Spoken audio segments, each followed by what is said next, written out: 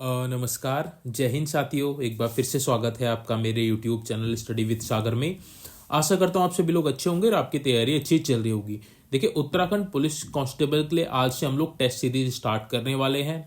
तो जिन जिन बच्चों ने उत्तराखंड पुलिस कांस्टेबल का फॉर्म भर रखा है और जो उत्तराखंड पुलिस कांस्टेबल की तैयारी कर रहे हैं, तो उनके लिए ये टेस्ट सीरीज बहुत इंपॉर्टेंट होने वाली है। बहुत सारी टेस्ट सीरीज की क्लासेस यहाँ पे आपको करवाई जाएंगे जब तक आपका एग्जाम नहीं होगा।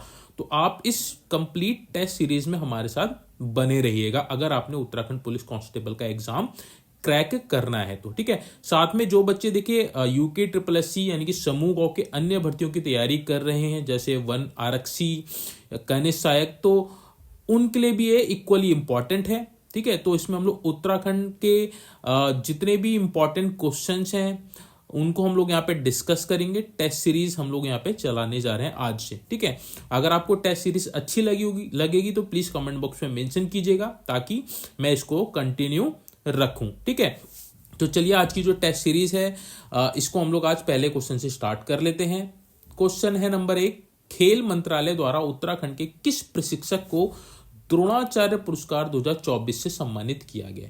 ठीक है, तो हाल ही में देखिए उत्तरकाशी जनपद के नैनबाग क्षेत्र से आते हैं सुभाष राणा, जो एक पैरा शूटिंग यानी कि जो पैरा ओलंपिक होते हैं या फिर पैरा वाले जो गेम्स होते हैं उसमें शूटिंग के क्या है, प्रशिक्षक हैं। प्रशिक्षक जिसको कोच बोला जाता है, तो ये पैरा शूटिंग के प्रशिक्षक हैं। इनको हाल ही में खेल मंत्रालय द्वारा द्रोणाचार्य अवार्ड से सम्मानित किया गया है। तो ऑप्शन नंबर सी इसका राइट आंसर हो जाएगा। देखिए, सुभाष राणा जो है वो जसपाल राणा जी के छोटे भाई हैं, जो आपके एक निशानेबाज रह चुके हैं। तो सुभाष राणा जी जो हैं ये प्रशिक्षक हैं। ठीक है, पैरा शूटिंग में आपने नाम सुना होगा अवनी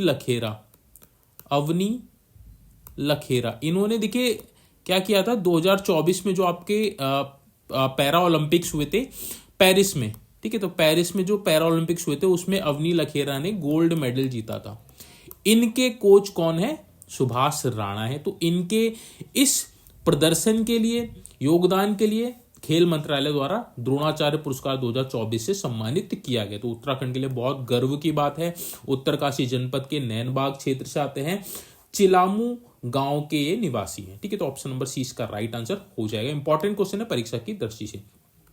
निम्नलिखित में से कौन सा ताल नील कमल हेतु प्रसिद्ध है? तो नील कमल कहाँ होते हैं, किस ताल में होते हैं?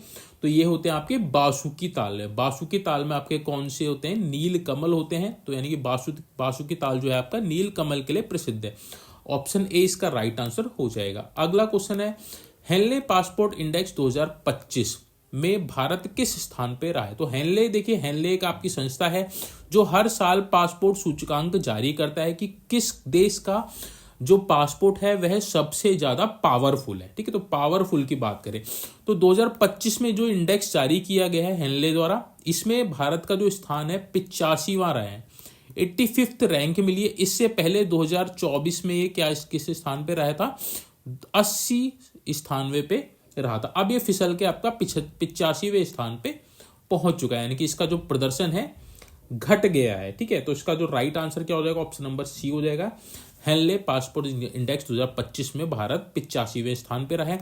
अगर हम बात करें पहले स्थान पे कौन रहा है, तो पहले स्थान पे आपका रहा है सिंगापुर। ठीक है, तो पहला आपको पता होना चाहिए, पहले स्थान पे सिंगापुर रहा है।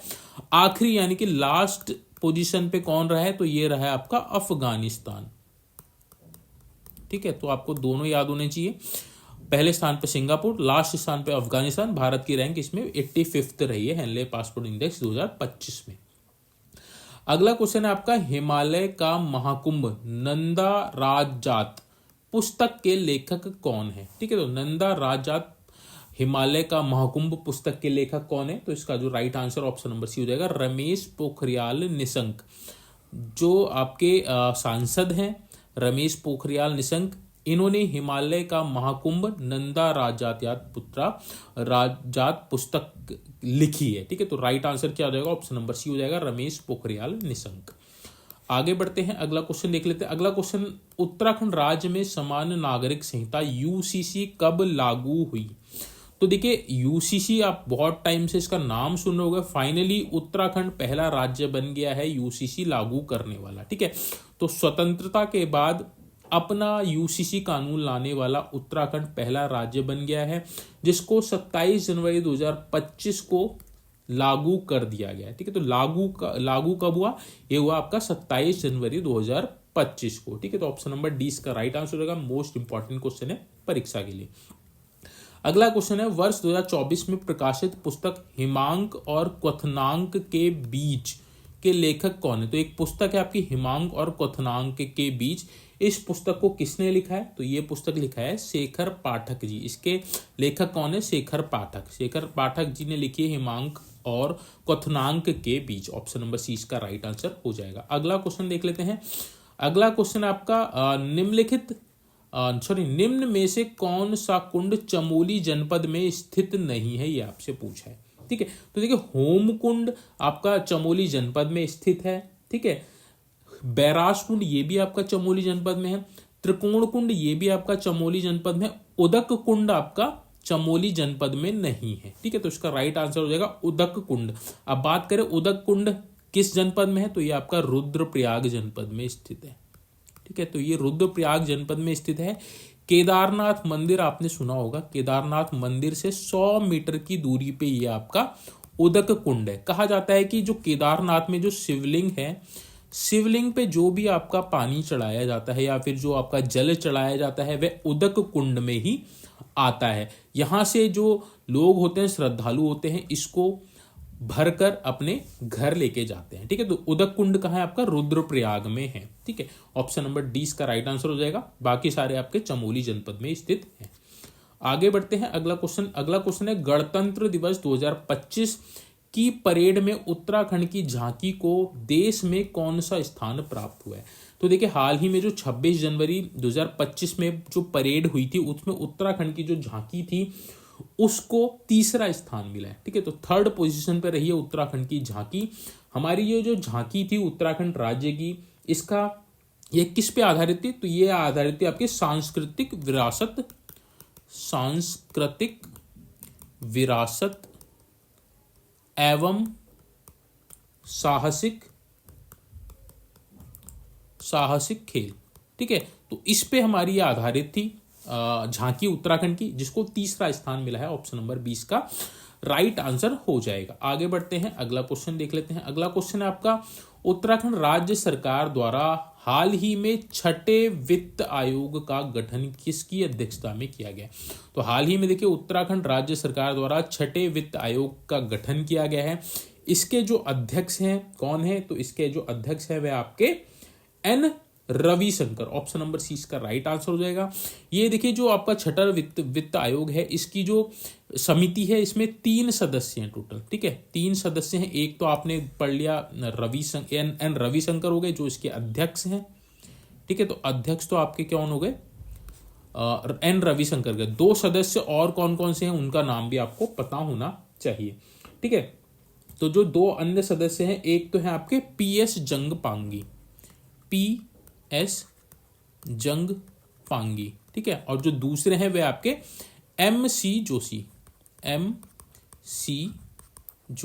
ठीक है, तो 3 सदस्य आपकी ये कमिटी हो गई। पहले आपके एम रविशंकर हो गए जो अध्यक्ष है, PS जंगपांगी और MC जोशी अन्य 2 सदस्य हैं इस छठे वित्त आयोग के। ठीक है, तो ऑप्शन नंबर सी इसका राइट आंसर हो जाएगा। अगला क्वेश्चन है देखिए, हाल ही में उत्तराखंड के कितने व्यक्तियों को पद्मश्री पुरस्कार से सम्मानित किया गया? मोस्ट इंपॉर्टेंट क्वेश्चन है परीक्षा के लिए। तो देखिए हाल ही में 26 जनवरी 2025 को राष्ट्रपति द्वारा पद्मश्री, पद्म विभूषण और पद्म भूषण पदों की घोषणा की गई है। ठीक है, तो पद्मश्री में हमारे उत्तराखंड के 2 व्यक्तियों को पद्मश्री पुरस्कार से सम्मानित किया गया। तो ऑप्शन नंबर ए इसका राइट आंसर हो जाएगा।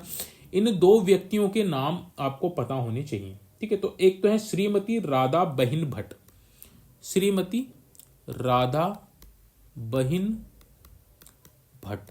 ठीक है, तो एक तो ये हो गई, और एक आप है ह्यूग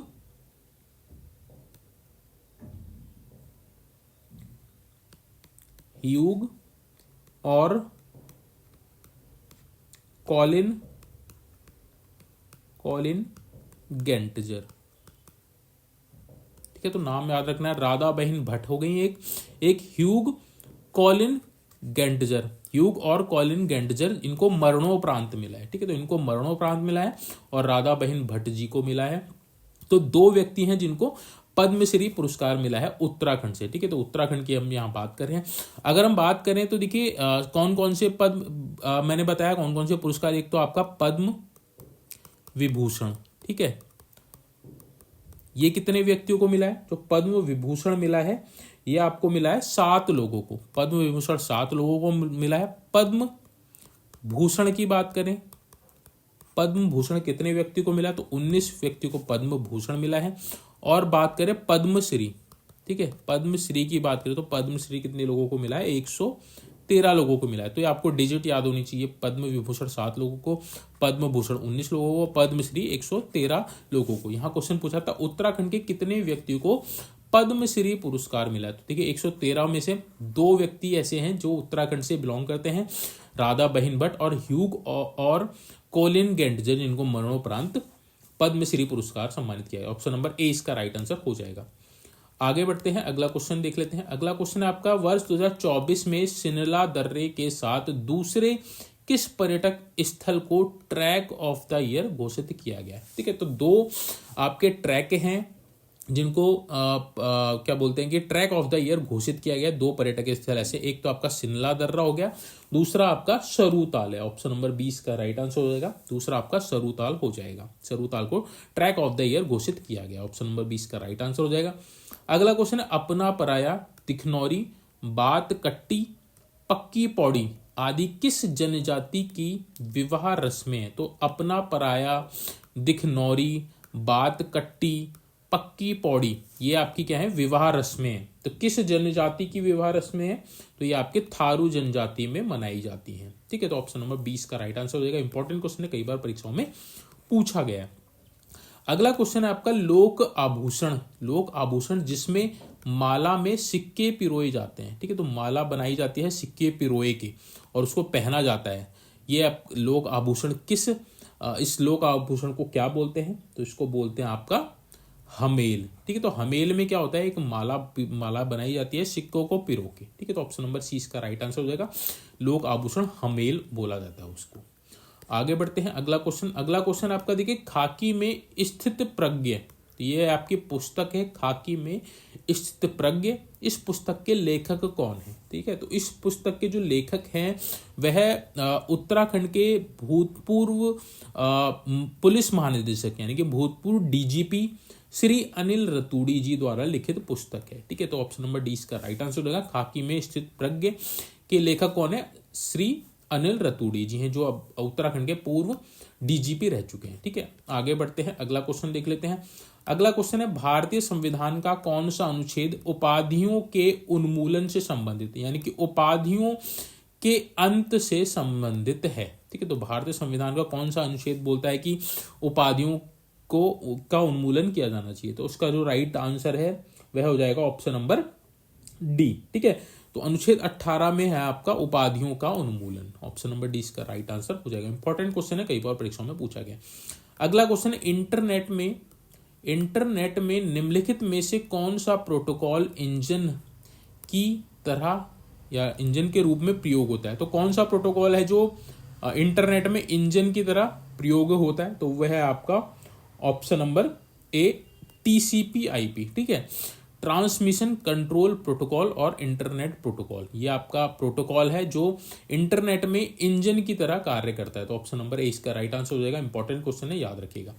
आगे बढ़ते हैं, अगला क्वेश्चन है, अक्टूबर 2024 में निम्नलिखित में से किस देश को WHO द्वारा मलेरिया मुक्त देश घोषित किया गया है? ठीक है, तो WHO ने देखिए अक्टूबर 2024 में मिस्र देश को क्या कर दिया है? मलेरिया मुक्त देश घोषित कर दिया। तो ऑप्शन नंबर सी इसका राइट आंसर हो जाएगा। इंपॉर्टेंट क्वेश्चन है, याद रखिएगा। अगला क्वेश्चन है देखिए, वर्ष 2024 वैश्विक प्राकृतिक संरक्षण सूचकांक। ठीक है, तो वैश्विक प्राकृतिक संरक्षण सूचकांक में भारत की रैंक कितनी रही है? तो भारत की रैंक 2024 में वैश्विक प्राकृतिक संरक्षण सूचकांक में 176वीं रही है। ऑप्शन नंबर सी इसका राइट आंसर हो जाएगा। वैश्विक प्राकृतिक संरक्षण सूचकांक में भारत की रैंक 176वीं रही है। इंपॉर्टेंट क्वेश्चन है, याद रखिएगा।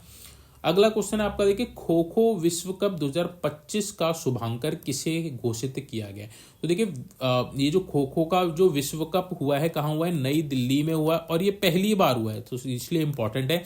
ये खो खो का जो विश्व कप हो रहा है पहली बार हो रहा है, कहाँ हो रहा है, नई दिल्ली में हो रहा है। इसका जो शुभांकर है किसे घोषित किया गया, तो तारा और तेजस को इसका शुभांकर घोषित किया है। ऑप्शन नंबर सी इसका राइट आंसर हो जाएगा। ठीक है, तो मौली जो है आपका 38 नेशनल गेम्स जो आपके उत्तराखंड में हो रहे हैं, उसका शुभांकर है आपका मौली।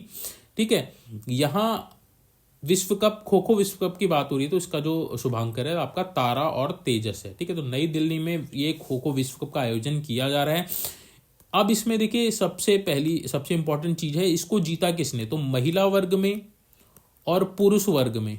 ठीक है, तो दोनों ही वर्ग में खो खो विश्व कप का जो खिताब है वह भारत ने जीता है। ठीक है, तो महिला में भी भारत ने जीता है और पुरुष में भी भारत ने जीता है। किसको हरा के जीता है, तो दोनों ने नेपाल को हरा के जीता है। ठीक है, महिला टीम ने भी नेपाल महिला टीम को हराया और पुरुष महिला टीम ने भी नेपाल की टीम को हराया है। ठीक है, तो दोनों में भारत ही विजित रहा है और ये पहली बार इसका आयोजन किया गया है नई दिल्ली में। ठीक है, तो इसलिए इंपॉर्टेंट है। शुभांकर क्या है, तारा और तेजस। आगे बढ़ते हैं, अगला क्वेश्चन, भारत का पहला अष्टवर्ग संरक्षण केंद्र कहाँ स्थापित किया गया। तो भारत का पहला अष्टवर्ग संरक्षण केंद्र हर्षिल में स्थापित किया गया। हर्षिल आपका उत्तरकाशी में पड़ता है। ठीक है, तो हर्षिल उत्तरकाशी में भारत का पहला अष्टवर्ग संरक्षण केंद्र स्थापित किया गया। तो ऑप्शन नंबर डी इसका राइट आंसर हो जाएगा। आगे बढ़ते हैं, अगला क्वेश्चन देख लेते हैं। अगला क्वेश्चन आपका, टिहरी में तिहाड़ कर। ठीक है, तो तिहाड़ कर के विरोध में अठूर विद्रोह कब हुआ था। तो देखिए टिहरी में हुआ था अठूर विद्रोह। क्यों हुआ था, तिहाड़ कर के विरोध में हुआ था। कब हुआ था, तो ये हुआ था 1851 में। ऑप्शन नंबर 20 का राइट आंसर हो जाएगा। इंपॉर्टेंट क्वेश्चन है, याद रखिएगा। टिहरी में तिहाड़ कर का विरोध में अठूर विद्रोह आपका 1851 में हुआ था। ऑप्शन नंबर 20 का राइट आंसर हो जाएगा। लास्ट और अंतिम क्वेश्चन है इस टेस्ट सीरीज का, नमो ड्रोन दीदी योजना। ठीक है, तो ड्रोन दीदी योजना की शुरुआत कब हुई थी, तो इसका जो राइट आंसर है वह आपका ऑप्शन नंबर ए हो जाएगा। 28 नवंबर 2023 को नमो ड्रोन दीदी योजना शुरू की गई थी। ठीक है, तो इसका जो उद्देश्य है महिला सशक्तिकरण को बढ़ावा देना है। 15,000 महिलाओं को ड्रोन में प्रशिक्षित करना है और उनको सशक्त बनाना है और उनको स्किल्स उनको सिखाई जानी है। ठीक है, इस चीज़ की। तो ये इंपॉर्टेंट क्वेश्चन था, इसलिए मैंने यहाँ पे इसको आपको डिस्कस किया है। तो नमो ड्रोन दीदी योजना की शुरुआत कब हुई, 28 नवंबर 2023 को हुई थी। ठीक है, तो देखिए ये थी आज का पहला practice set Uttarakhand police constable के लिए। होप सो आपको एक जो टेस्ट सीरीज का जो पहला टेस्ट है बहुत अच्छा लगा होगा। अगर आपको अच्छा लगा है, क्वेश्चंस अच्छे लगे हैं और आपको इस तरह की टेस्ट सीरीज कंटिन्यू चाहिए तो प्लीज़ कमेंट बॉक्स में मेंशन जरूर कीजिएगा। ठीक है, अगर आपको इसकी पीडीएफ चाहिए होगी तो आप टेलीग्राम चैनल ज्वाइन कर लीजिएगा। इसकी पीडीएफ आपको फ्री ऑफ कॉस्ट वहाँ से मिल जाएगी। बाकी अगर आपको कुछ और भी स्पेसिफिक पूछना है तो प्लीज़ कमेंट बॉक्स में मेंशन कीजिएगा या फिर आप टेलीग्राम चैनल के माध्यम से भी पूछ सकते हैं। ठीक है, तो बाकी देखिए आप तैयारी करते रहिए। अभी आपका 24 फरवरी से आपका फिजिकल स्टार्ट हो जाएगा, उसके बाद आपका सारा फोकस आपका रिटर्न एग्जामिनेशन में होना चाहिए। उसी पर्पज से ये आपको वीडियो यहाँ पे प्रोवाइड करवाई जा रही है अभी से, ताकि आप अभी से प्रैक्टिस करें। ठीक है, ताकि आपका जो बेस है वो बहुत स्ट्रांग हो जाए और आपको क्वेश्चन सॉल्व करने में दिक्कत ना हो और अच्छे क्वेश्चन आपको यहाँ पे अवेलेबल हो जाए। ठीक है, तो टेस्ट सीरीज को आप कंप्लीट जरूर देखिएगा और वीडियो को ज़्यादा से ज़्यादा शेयर भी कीजिएगा। अगर आपका कोई भी फ्रेंड या फिर आपका कोई भाई बहन या कोई भी आपका परिचित जो उत्तराखंड पुलिस कांस्टेबल या फिर उत्तराखंड के किसी भी एग्जाम्स की तैयारी कर रहे हैं तो उसको आप चैनल भी शेयर कीजिएगा, वीडियो भी शेयर कर सकते हैं। ठीक है, तो जिससे और भी बच्चों को इसका फ़ायदा मिल सके। ठीक है, तो चलिए आज का जो ये टेस्ट सीरीज का जो पहला टेस्ट था उसको हम लोग यहीं पे हम एंड करते हैं। जल्दी मिलेंगे नेक्स्ट वीडियो के साथ। तब तक आप अपनी पढ़ाई को कंटिन्यू रखिए। Thank you so much for this video.